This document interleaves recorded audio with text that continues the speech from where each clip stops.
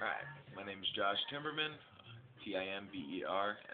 I'm running for Bernalillo County Sheriff, basically Sheriff of Albuquerque, Albuquerque, New Mexico, 2010. Oh, we'll skip the YouTube story. YouTube keeps taking my stuff. That's why I look like this. That's why I'm doing this quick right now, so you can have as much information as I can give right away. Here's basically a summary of all the videos I took down. Alright, question number 5. What will happen when someone actually offers me a bribe? Which inevitably will happen with all the things I'm trying to do as sheriff, because I'm going to shut down a lot of illegitimate companies. Just naturally, that's what happens when you have good laws in place. It makes it really hard for criminal organizations to exist, unlike the ones we have basically running our world right now. Um, Look at Manny Aragon, our ex-senator. They stopped that investigation pretty quick, and he's in jail for 5.5 years. Come on, New Mexico.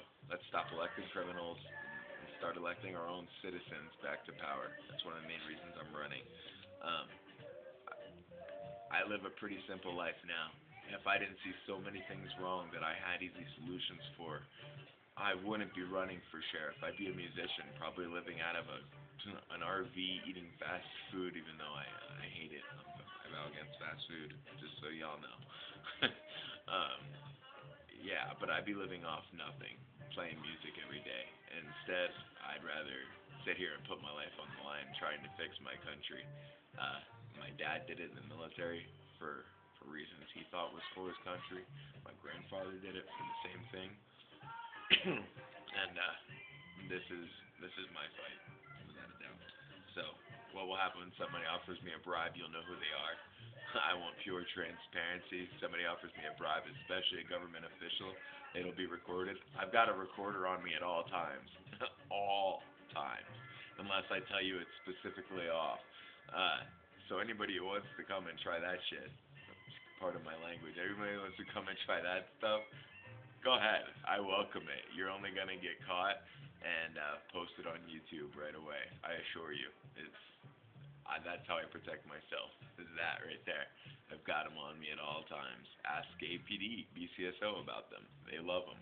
I've gotten quite a few of their officers just completely wiping their rear ends with the Constitution and the way that they're supposed to talk to somebody while talking with me, a businessman.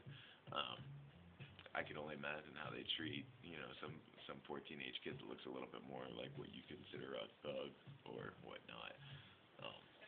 Yeah, so what'll happen if somebody offers me a bribe? Basically, you'll know about it. I want pure transparency through the government.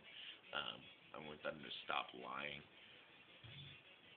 Bribes are what has taken our country and given it to banking systems right now. So I say we take it back. We start an economy so strong here in New Mexico based on our own currency, which would be based on the sweat of our backs, that it doesn't matter what the rest of the country does, we'll stay strong. And that starts in your communities, which starts with your police, which starts with your sheriff, which once again is why I'm running. So if those are your values, at least, once again, give me the time. Look into it. I promise it's a movement that I couldn't imagine anybody not getting behind. Question number 6. Do I think the police will support me? Yeah, no. It depends. Veteran cops, I think, are going to get behind me a whole lot more than I'd say the guys that are between 20 and 32, 33, 35. That's not a blanket statement, of course. I don't mean everybody. And hopefully, man, I can get the young cops behind me. But the sadness of the truth is that we've actually had a hiring standard in this country that involves hiring cops with lower than average IQs. It's actually a policy, or it's not proven, not written anywhere, so don't get me for libel, but look it up. There's been case after case where cops score a correlation on their written test where that number would equal an IQ higher than 110. They were automatically cut from the force. So they're in there, and then every time that this happened to a cop and they got not taken onto the force because he scored too high, of course he took that to the courts. And then once it got up to the Supreme Court, they looked at him and said, well, no, it's not discrimination because that's kind of a nationwide policy. That's just how we hire patrolmen. What? You don't want a patrolman that can think quick and on his feet? No, they just want robotic cops. Cops that'll just react to what they tell them to react. This is the situation. This is at hand. This is what it says to do in the book. Well, in the book, that 9 times out of 10 involves innocent people going to jail. Hence why we have 5 times the world's population and 20% of the world's prison population. Hence why we have more people locked up than China does. China, remember, communist China, evil, oh, they are so awful to their citizens. Yeah, us, America, we have 1/6 of their population, and we've got more people locked up than they do. That's madness. I don't know about 1/6, what do they want? Maybe a fourth, a sixth, something like that. Just trying to get it clear so nobody calls me an idiot on YouTube because I don't know the facts. I do. Yeah. So, older cops that want to get behind the Constitution, that want to bring back why they became police to begin with, absolutely, I think I'll have their support. Younger cops that feel the same way, absolutely, I think I'll have their support. And I'm not saying every cop that's been hired recently is dumb either, not by a long shot.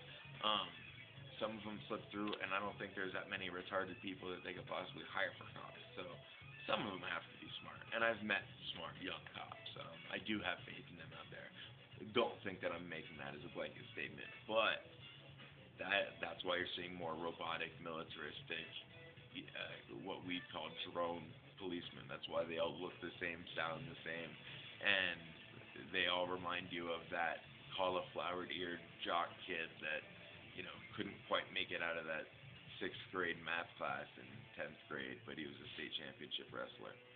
They kind of remind you of that kid. All right. Question number 7. How we doing on time? 7:10. All right, I'll try to do it quick. Have I ever done drugs? If so, what kind and how much? I'm 24 years old. I'm about to be 25. Just got out of my college years. Yeah, I've done drugs. I wouldn't be preaching so hard for or against them if I haven't experienced them firsthand. I haven't done any of the hardcore drugs, heroin, meth, crack, things like that. Just no. I've tried hallucinogenics. I have heavy Native American roots, and it's in my people's religion. Plus, it grows everywhere. You ever think that maybe God thought when he left pot on every continent that he wanted us to use it, and that hemp was so useful for so many things, and we become so much more docile? We're already the drug nation, man. We get more prescriptions than any other nation in the world, like ×3. And we're on more Prozac, more antidepressants, more anti-anxieties than any other country in the world. And yet, pot is a Schedule I drug. Pot is more dangerous than heroin. That's ludicrous.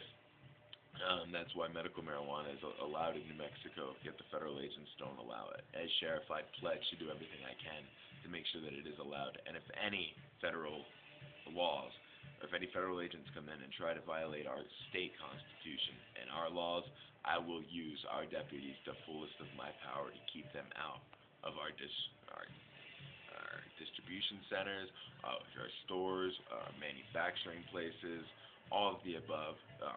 If I become sheriff, I'll do everything I can to make sure that you're safe and that we have a legitimate marijuana and hemp business in Albuquerque that's watched by the government, that we know what's going on, we know who's involved, and it can start repairing our economy. Why not, man? Most of us are part Native American. If you're part Native American, your ancestors worshipped it, and you've probably at least tried it, and you're still alive, and you don't have a hardcore addiction problem, do you? So, I think it's probably okay. Next question.